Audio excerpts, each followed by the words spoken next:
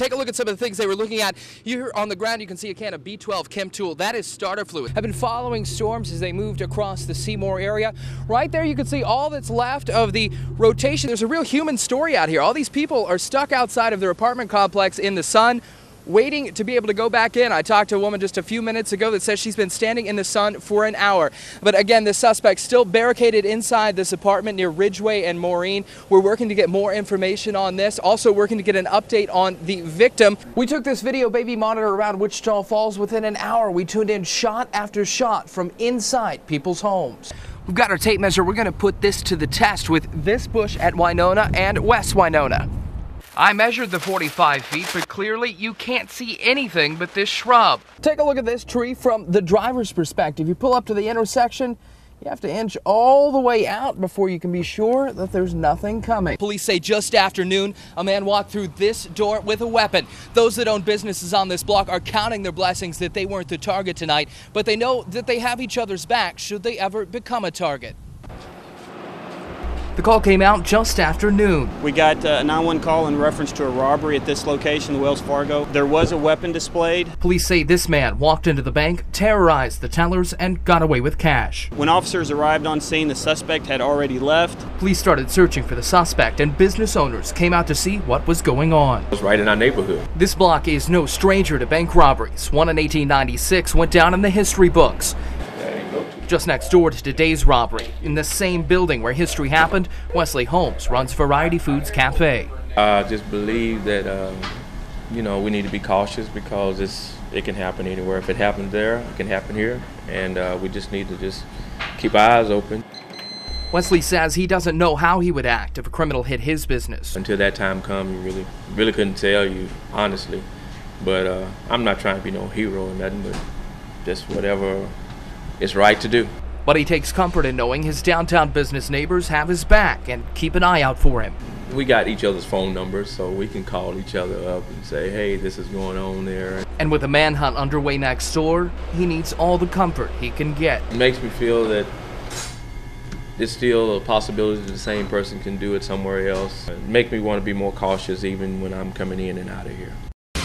Police say the suspect was last seen walking west down this 800 block of 8th Street. They say he was wearing a black hat and a black shirt, and that he had a Band-Aid on his neck, possibly covering a scar or a tattoo. If you see him, they ask you to call 911.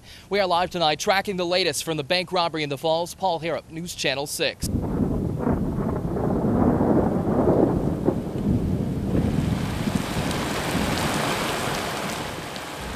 Despite this week's rains, cattle producer Joe Coffer is making his daily trip.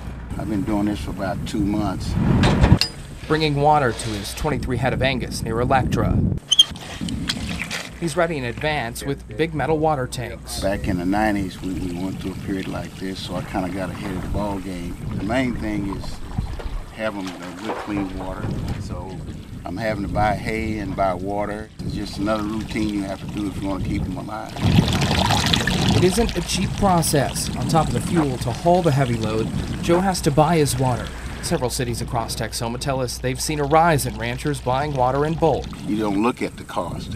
I really can't say. I just know it costs something, but the main thing is keep the herd alive.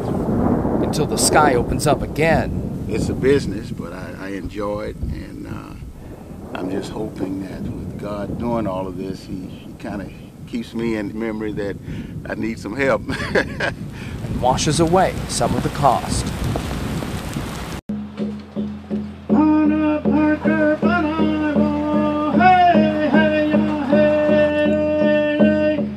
It's a celebration of the last chief of the Comanches. The great warrior Quanah Parker walked these very streets in the town that bears his name. I imagine just looking down these streets what it would be like when he came in with his family, and I feel like we're that family coming back. Now his descendants have returned to walk in his footsteps 100 years after his death. It means a lot to me to be able to come here, for them to welcome us as descendants of Quanah Parker, because he liked to come here and visit. While the days of the buffalo may be long gone, Comanche traditions continue. This teepee is just made out of canvas. I set this up Comanche style with 4 poles rather than the 3. Before the white man got here, they were made out of buffalo hide. Their history is kept alive by those who refuse to see the customs disappear into the Texoma sky. It's an honor, and then to be able to demonstrate it for these other people and let them see something that most of them have never seen. How did they get their buckskin? Do you like to feel my dress?